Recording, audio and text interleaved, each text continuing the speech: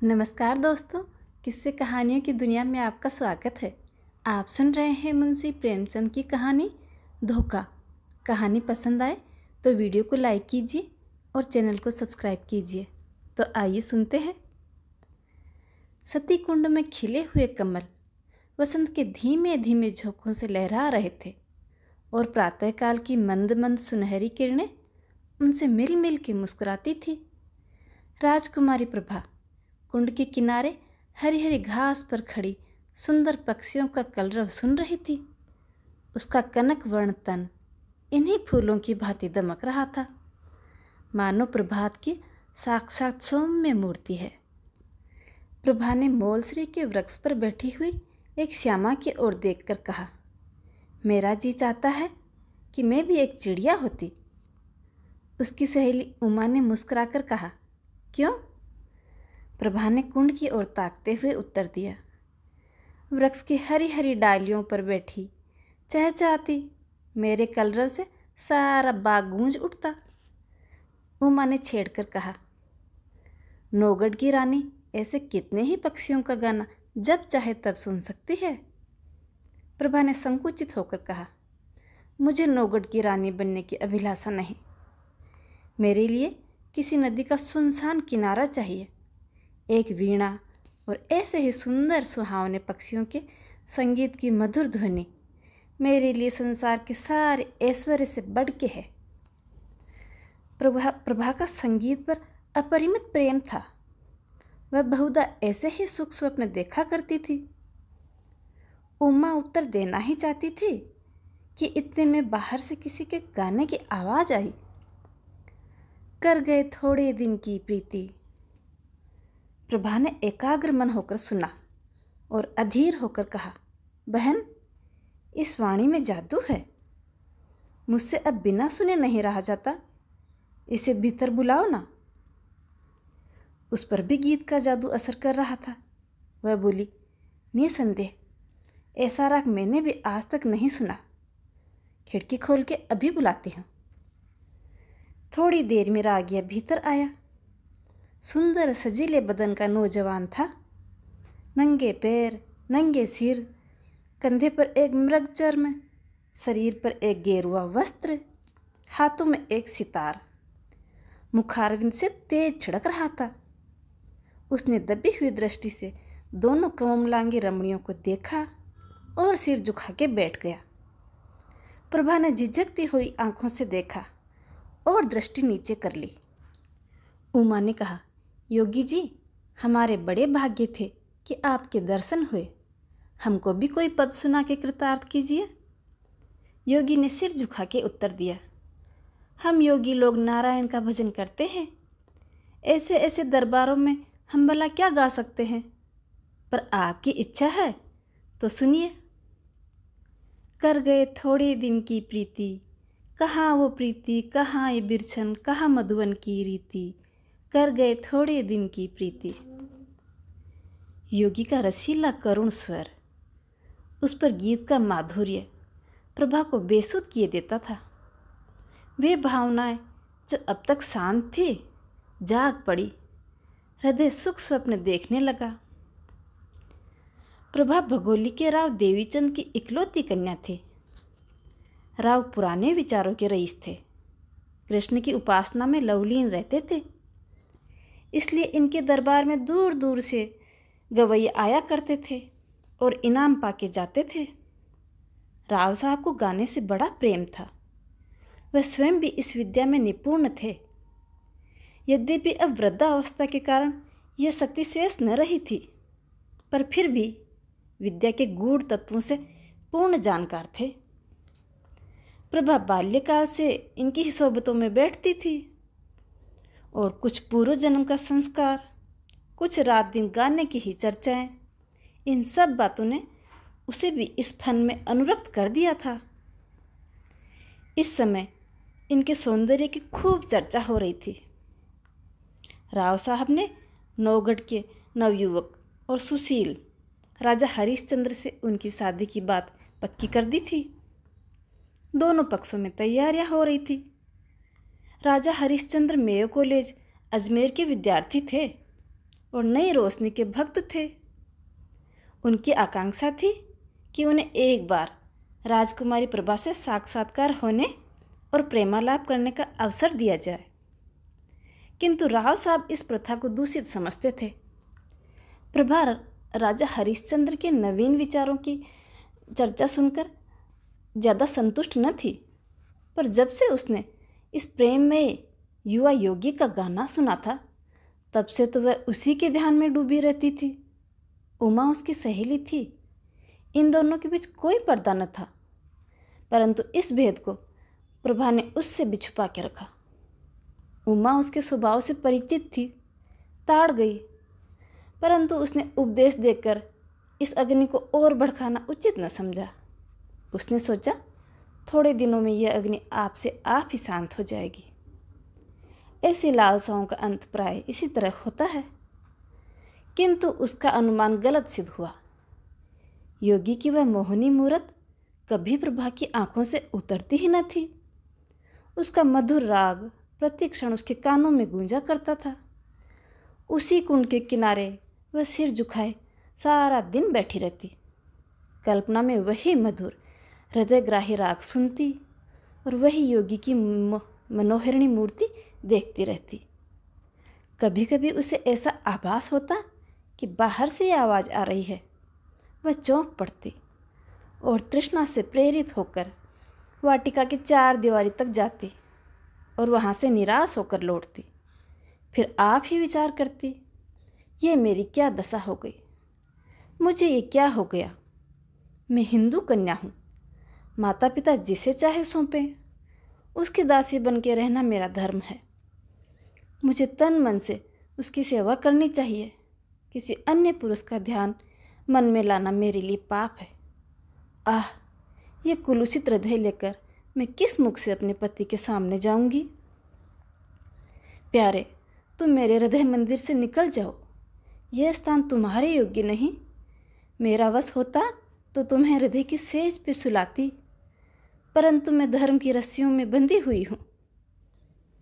इस तरह 1 महीना बीत गया। ब्याह के दिन निकट आते जाते थे और प्रभा का कमल सा मुख कुमलाया जाता था। कभी कभी विरह वेदना से व्याकुल होकर उसका चित्त चाहता कि सतीकुंड की गोद में शांति लूं, किंतु राव साहब इस शोक में जान ही दे देंगे। यह विचार करके वह रुक जाती, सोचती, मैं उनकी जीवन सर्वस्व हूँ। मुझ अभागिन को उन्होंने कितने लाड़ प्यार से पाला है। मैं ही उनके जीवन का आधार और अंतकाल की आशा हूँ। नहीं, यूँ प्राण देकर उनकी आशाओं की हत्या नहीं करूँगी। मेरे हृदय पे जो चाहे बीते, पर उन्हें न कुढ़ाऊँगी। प्रभा का एक योगी गवैये के पीछे उन्मुक्त हो जाना कुछ शोभा नहीं देता। योगी का गाना तानसेन के गाने से भी अधिक मनोहर क्यों न हो, पर राजकुमारी का उसके हाथों बिक जाना हृदय की दुर्बलता मात्र है। मैं ऐसा न करने दूंगी। शादी बड़ी धूमधाम से हुई। राव साहब ने प्रभा को गले लगा के विदा किया। प्रभा बहुत रोई। उमा को वह किसी तरह छोड़ती ही न थी। नौगढ़ एक बड़ी रियासत थी। प्रभा की सेवा के लिए दासियों की एक पूरी फौज थी। उसके रहने के लिए वह आनंद भवन सजाया गया था, जिसके बनाने में शिल्प विशारदों ने अपूर्व कौशल का परिचय दिया था। श्रृंगार चतुराओं ने दुल्हन को खूब संवारा। रसीले राजा साहब अधरामृत के लिए विहील हो रहे थे। अंतपुर में गए। प्रभा ने हाथ जोड़कर सिर झुकाकर उनका अभिवादन किया। उसकी आंखों से आंसू की नदी बह रही थी। पति ने प्रेम के मद में मत होकर घूंघट हटा दिया। दीपक था पर बुझा हुआ, फूल था पर मुरझाया हुआ। दूसरे दिन से राजा साहब की यह दशा हुई कि भंवरे की तरह प्रतिक्षण इस फूल पे ही मंडराया करते थे। न राजपाट की चिंता थी, न सैर और शिकार की परवाह। प्रभा की वाणी रसीला राग थी। बस प्रेम मद में राजा साहब बिल्कुल मतवाले हुए उन्हीं के आगे पीछे घूमते रहते थे। पर उन्हें क्या मालूम था दूध में मक्खी है। यह असंभव था कि राजा साहब के हृदयहारी और सरस व्यवहार का, जिसमें सच्चा अनुराग भरा हुआ था, प्रभा पर कोई प्रभाव न पड़ता। प्रेम का प्रकाश अंधेरे हृदय को भी चमका देता है। प्रभा मन में बहुत लज्जित होती।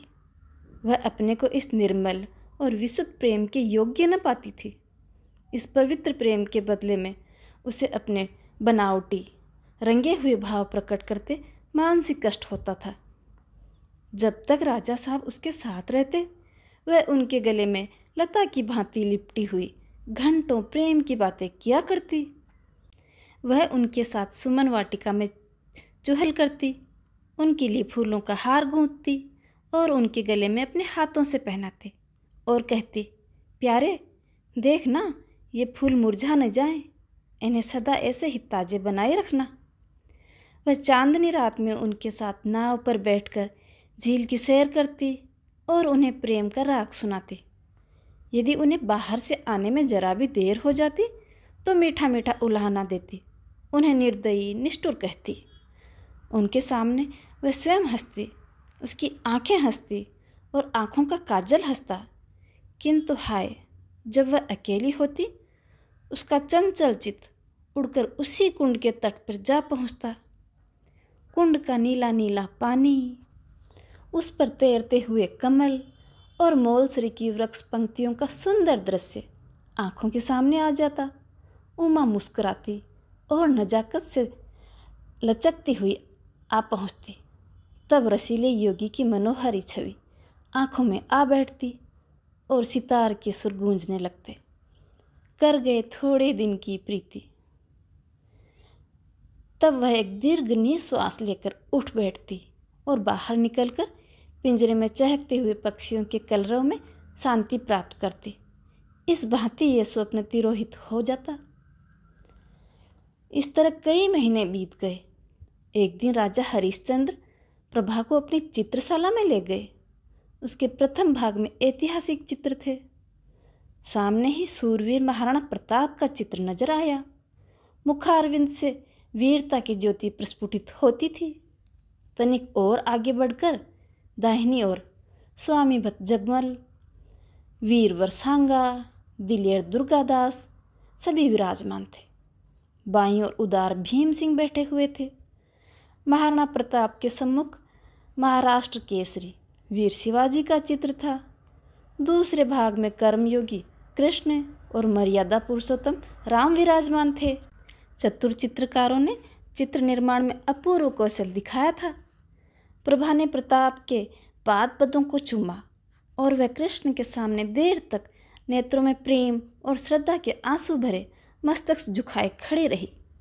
उसके हृदय पर इस समय कुलूषित प्रेम का भय खटक रहा था। उसे ऐसा मालूम होता था कि ये उन महापुरुषों के चित्र नहीं, उनकी पवित्र आत्माएं हैं। ऐसी उच्च आत्माओं के सामने खड़े होते हुए भी उसे संकोच होता था। आगे बढ़ी, दूसरा भाग सामने आया। यहाँ ज्ञानमय बुद्ध योग साधना में बैठे हुए थे। इसके बाद तीसरा भाग आया। यह प्रतिभाशाली कवियों की सभा थी।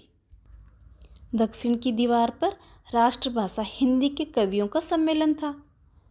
सूरदास से प्रभा का अगाध प्रेम था। वह समीप जाकर उनके चरणों पर मस्तक रखना ही चाहती थी कि अकस्मात उन्हीं चरणों के सम्मुख सिर झुकाए उसे एक छोटा सा चित्र दिखाई पड़ा। प्रभा उसे देखकर चौंक पड़ी। यह वही चित्र था जो उसके हृदय पट पे खींचा हुआ था। वह खुलकर उसकी तरफ देख भी न सकी, दबी आंखों से देखने लगी। राजा हरिश्चंद्र ने मुस्कुरा के पूछा, इस व्यक्ति को तुमने कहीं देखा है? इस प्रश्न से प्रभा का हृदय कांप उठा। जिस तरह मृग शावक व्याध के सामने व्याकुल होकर इधर उधर देखने लगता है, उसी तरह प्रभा अपनी बड़ी बड़ी आंखों से दीवार की ओर ताकने लगी। सोचने लगी, क्या उत्तर दूं? इसको कहीं देखा है? इन्होंने ये प्रश्न क्यों किया? कहीं ताड़ तो नहीं गए? हे नारायण, मेरे पति तुम्हारे हाथ हैं, क्यों कर इनकार करूं? मुख पीला हो गया। सिर झुकाकर क्षीण स्वर में बोली, हाँ, ध्यान आता है कहीं देखा है। हरिश्चंद्र ने कहा। कहाँ देखा? प्रभा के सिर में चक्कर सा आने लगा। बोली, शायद एक बार यह गाता हुआ मेरी वाटिका के सामने से जा रहा था। उमा ने बुलाकर इसका गाना सुना था। हरिश्चंद्र ने पूछा, कैसा गाना था? प्रभा के होश उड़े हुए थे। सोचती थी, राजा के इन सवालों में जरूर कोई बात है। देखूं लाज रहती है या नहीं। बोली, उसका गाना ऐसा बुरा न था। हरिश्चंद्र ने मुस्कुरा के कहा, क्या गाता था? प्रभा ने सोचा, इस प्रश्न का उत्तर दे दूं तो बाकी ही क्या रहता है। उसे विश्वास हो गया, आज कुशल नहीं। वह छत की ओर निरखती हुई बोली, सूरदास का कोई पद था। हरिश्चंद्र ने कहा, यह तो नहीं, कर गए थोड़े दिन की प्रीति। प्रभा की आंखों के सामने अंधेरा छा गया। सिर घूमने लगा। वह खड़ी न रह सकी, बैठ गई और हताश होकर बोली, हाँ यही पद था। फिर उसने कलेजा मजबूत करके पूछा, आपको कैसे मालूम हुआ? हरिश्चंद्र बोले, वह योगी मेरे यहाँ अक्सर आया जाया करता है। मुझे भी उसका गाना पसंद है। उसी ने मुझे यह हाल बताया था। किंतु वह तो कहता था, राजकुमारी ने मेरे गाने को बहुत पसंद किया और पुनः आने का आदेश किया था। प्रभा को अब सच्चा क्रोध दिखाने का अवसर मिल गया। वह बिगड़कर बोली, बिल्कुल झूठ, मैंने उससे कुछ भी न कहा था। हरिश्चंद्र बोले, यह तो मैं पहले ही समझ गया था। ये सब इन महाशय की चालाकी है। डींग मारना गवैयों की आदत है। परंतु इसमें तो तुम्हें भी इनकार नहीं कि बुरा न गाता था। प्रभा बोली, ना, अच्छी चीज़ को बुरा कौन कहेगा? हरिश्चंद्र ने पूछा, फिर सुनना चाहोगी तो उसे बुलवा दूं? सिर के बल दौड़ आएगा। क्या उसके दर्शन फिर होंगे? इस आशा से प्रभा का मुखमंडल विकसित हो गया। परंतु इन कई महीनों की लगातार कोशिश से जिस बात को भुलाने की असफल कोशिश की थी, उसके फिर नवीन हो जाने का भय हुआ। बोली, इस समय गाना सुनने का मेरा जी न चाहता। राजा ने कहा, यह मैं न मानूंगा कि तुम्हारा और गाना सुनने का जी न चाहे। मैं उसे अभी बुलाए लाता हूँ। यह कहकर राजा हरिश्चंद्र तीर की तरह कमरे से बाहर निकल गए। प्रभा उन्हें रोक न सकी। वह बड़ी चिंता में डूबी खड़ी थी। हृदय में खुशी और रंज की लहरें बारी बारी से उठती थी। मुश्किल से 10 मिनट बीते होंगे कि उसे सितार के मस्ताने सुर के साथ योगी की रसीली तान सुनाई दी। कर गए थोड़े दिन की प्रीति।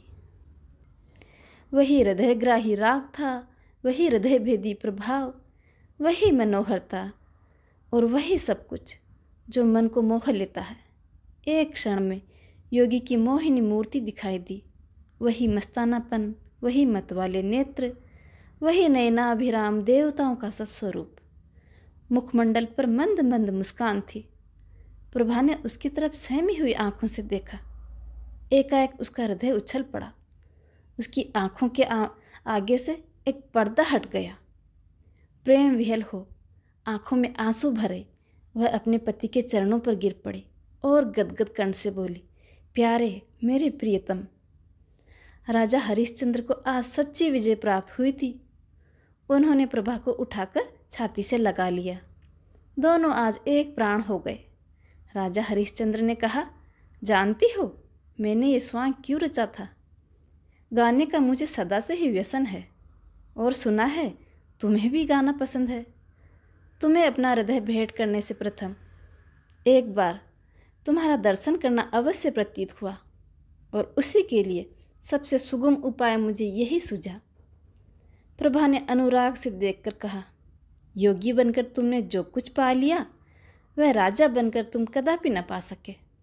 अब तुम मेरे पति हो, मेरे प्रियतम भी हो, पर तुमने मुझे बड़ा धोखा दिया और मेरी आत्मा को कलंकित किया। इसका उत्तरदायित्व किस पर है? कहानी में मेरे साथ बने रहने के लिए धन्यवाद।